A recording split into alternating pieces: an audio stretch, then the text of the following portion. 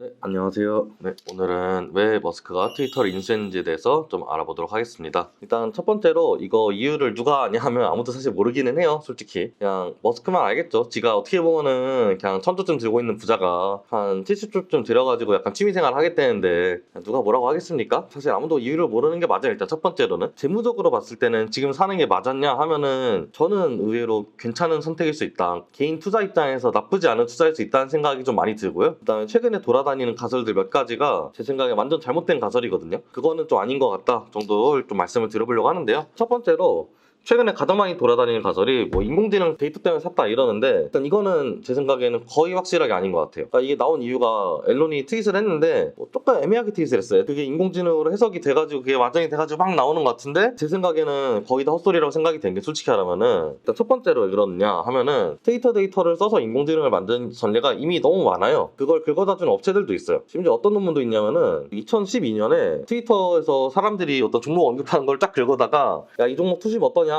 해가지고 사람들이 롱이라 그러면 숏치고 숏이라 그러면 롱치고 뭐 그런 논문이 있었거든요. 심지어 워킹을 했어요. 그 논문이 나왔을 때까지는. 그러니까 그건 무슨 말이냐면은 기존에 이미 사람들이 트위터 가지고 데이터를 많이 뽑고 있었고 솔직히 하라면 크롤러 짜는 게 뭐 저도 가정할 정도로 그렇게 어려운 일이 아니거든요. 그래서 그거는 제가 볼 때는 데이터를 사기 위해서 샀냐 물어보면은 거의 확실하게 일단 아니다. 그리고 두 번째로 뭐 자율주행에 이제 혹은 뉴럴링크에 이제 데이터를 하기 위해서 뭐 샀다 그러는데 자율주행 솔직히 하라면은 인공지능이라고 해서 아무나 데이터나 다 때려박아준다고 해서 그게 성능이 올라가는 게 아니고요. 일단 타입이 맞아야 돼요. 그래서 자율주행이라고 치면은 이 문제는 어떤 문제로 귀결이 되는 거냐면은 현재 주어진 도로 상황에 대해서 바퀴 4개가 있을 건데 그 바퀴 4개가 어떤 식으로 굴러가는지 그거를 결정해주는 문제로 귀결이 되죠. 근데 여기에 텍스트는 사실 별로 들어갈 여지는 없거든요. 그럼 뭐 사람들이 가끔 얘기하는 게 말을 해가지고 자율주행을 시키거나 아니면은 차 안에서 그냥 조작을 하게 시키겠다 하는 거 뭐 사실 지금도 있거든요. 근데 그거는 그냥 지금 꼭 트위터 텍스트를 쓸 필요가 없고 첫 번째로 다른 텍스트가 이미 충분히 많고 두 번째로 최근에 나온 오픈 AI라는 이제 재단이 있는데 그게 머스크가 출단 재단이란 말이에요.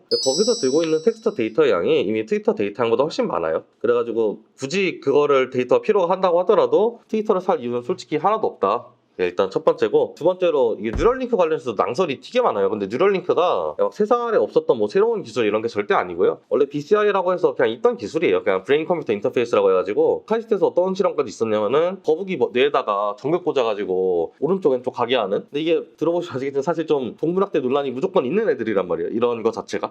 근데 사람까지 실험할 수는 없으니까 동물까지 이렇게 실험을 하는데 사람들도 최근에는 어느 정도 이게 성과가 나가지고 자기가 생각하는 대로 텍스트를 치게 하는 걸 페북에서 개발했다거나 누가 만들었는지 모르겠는데 그거는 내 뒤에다 전구를 꽂아놓고 여기 앞에다가 진짜 전등을 달아놓고 진짜 자기 생각하면 전등이 켜진다고 하거나 막 그런 식으로 하는 그런 거 정도는 이미 초보적으로 되고 있거든요. 근데 이제 그런 거에서도 뭐 그런 텍스트 트위터 데이터를 쓸 일이 있냐 하면 없습니다. 그것도 없어요. 이거는 인풋은 전극이고, 그러니까 인풋은 생체 전기 신호고, 아웃풋은 이제 그 생체 전기 신호의 의도를 그냥 파악하는 거기 때문에 여기 텍스트 데이터가 낄 여지가 없어요. 그래가지고 많은 분들이 오해하신 것 중에 하나가 뭔가 뉴럴링크가 완전 새로운 되게 사이버펑크스러운 기업이라고 생각을 하시는데 그렇지 않아요. 원래 많이 하던 건데 거기서 가장 잘하는 게 이제 그냥 뉴럴링크일 뿐인 거예요. 그러니까 전기차를 테슬라 만드는 게 아닌데 테슬라 가장 잘하니까 우리가 테슬라 하는 것처럼 뉴럴링크에서 하는 것들도 연구실 단위에서 되게 많이 해요. 근데 그거를 사업 단위로 끌고 온 게 처음으로 끌고 온 게 머스크가 만든 뉴럴링크라서 그런 것이지 여기에 뭐 그렇다고 해서 막 음모론 같은 걸 가질 필요는 전혀 없습니다.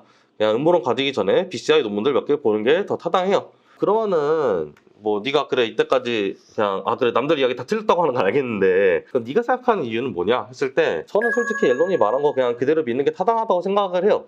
앨런이 뭐라고 그랬냐면은 프리덤 오브 스피치라는 얘기를 했는데 이 프리덤 오브 스피치에 대해서 앨런이 인수를 한 다음에 트위터 내부에서 얼마나 프리덤 오브 스피치를 어떤 식으로 제약했는지에 대해서 내가 까주겠다 해가지고 그 말을 진짜 지키고 있거든요. 앨런 머스크 이화재가 말을 어쨌거나 내뱉으면은 뭐 시차가 있을지언정 지키긴 지키니까 그래서 이번엔 지키는데 내용이 보면 되게 재밌어요. 일단 미국 내에서 특정 정당을 지지하는 것으로 레이블링이 된 그런 인플루언서들이나 심지어 일반인들은 트렌딩에 올라간 걸 막는 그런 내부 인터페이스가 있었다. 그래서 아예 그런 것까지 이제 그냥 까서 보여주는 중인데 그래서 그런 걸 봤을 때 실제로 미국 내에서 친민주당 쪽 SNS 서비스들이 워낙 많아요. 이게 원래 캘리포니아 쪽이 좀 그쪽 텃밭이기도 하고 IT 쪽에 친화적이기도 하고 하다 보니까 그래가지고 대부분 SNS 서비스에서 기본적으로 좀 이런 이슈들이 계속 있어요. 유튜브 포함해서 어디나 너무 공화당에 약간 적대적인 거 아니야. 공화당 민주당 둘 다 이제 정당인데 그런 부분이 있는데 트위터가 유독 좀 심했던 것 같아요. 제 생각에는. 그리고 앨런 머스크는 트위터를 굉장히 많이 쓰니까 본인이 더 체감을 많이 했을 것이고 그리고 트위터가 한국에서는 뭐 속된 말로 스잭이니 뭐네 해가지고 이제 보통 오타쿠들이 많이 쓰고 저도 그래서 많이 썼고 그리고 테크 가이들이나 주식하는 많이 쓰고 약간 그런 식이었는데 그것도 실제로 서양에서도 많이 쓰지만 그거 이상으로 많이 쓰는 게 이제 좀 저명한 기자들이나 어떤 기관에서 일하는 공무원들이나 그 사람들이 자기의 의견을 약간 언오피셜하게 의견을 밝히는 언론으로서 많이 활용이 되었단 말이에요. 근데 그런 상황에서 공화당을 싹 지워버리는 보통 에리어나이제이션이라고 그러는데 진짜 말 그대로 외계인처럼 만든다는 거죠. 공론의 장에서 빼버리는 그런 것들이 있었다고 앨런이 판단했기 때문에 산 게 아닌가라는 생각이 좀 들고 이건 좀 정치적인 발언이 될 수 있겠지만 저도 어느 정도는 공감하는 편입니다. 솔직히 그런 이슈들 때문에 샀다고 생각이 되고 그러면은 앨런이 지금 뭐 유료로 파란 딱지 붙여가지고 돈 받겠다 막 그러는데 트위터 같은 경우에는 공인이라고 인증을 받은 딱지를 받으면은 그런 옆에 그 파란 체크인가 딱지인가 붙거든요. 그 딱지를 받고 계정을 유지를 하려면은 뭐 한 달에 뭐 8불인가 4불인가를 내라 이러는데 사람들이 이 정도로 낼까 생각을 해보면은 저는 이건 오히려 낼만하다고 생각을 하는 게 아까도 말했지만 여러 가지 트위터가 기능하는 방법들이 있지만 일단 지금 B2C로서의 그런 가능성은 많이 사라졌거든요. 점유율이 페북에도 밀리고 인스타에도 밀리고 최근에 틱톡한테 더 밀리고 하니까 전체 점유율이 막 2% 3% 막 이 정도대인 것 같아요 거의. 그러니까 일반 커스터머를 노려가지고 광고를 하겠다 하면은 시장 점유율 1%는 솔직히 페북에다 하든지 인스타에다 하는 게 맞고 심지어 그 페북조차도 요새는 마케팅 광고 약간 효율이 떨어져가지고 안 해요. 마케터들 얘기 들어보면 트위터는 광고를 할 이유가 없는 SNS거든요. 그래서 그런 경우에 약간 SNS가 어떤 식으로 바뀌냐 하면 텀블러처럼 바뀌는데 텀블러가 그냥 야한 거 올라오다 망했거든요. 근데 트위터도 그런 조짐이 많이 보이고 있어요. 솔직히 말하면은. 그런 의미에서 유료화를 하면은 떠나갈 고객이 많냐 하면 일단 고객이 많이 떠났기 때문에 이미 떠날 고객은 별로 없어요. 근데 그 남아있는 애들은 이제 언론 기자들이나 정치인들은 달에 4달러 내고 쓸만하냐 하면 쓸만해요. 이거는 왜냐면 사람들이 다 지금 트위터만 보니까 카톡이 모았다고 해서 사람들이 카톡 버리고 그냥 갈 수는 없거든요. 왜냐면 다 카톡을 쓰니까.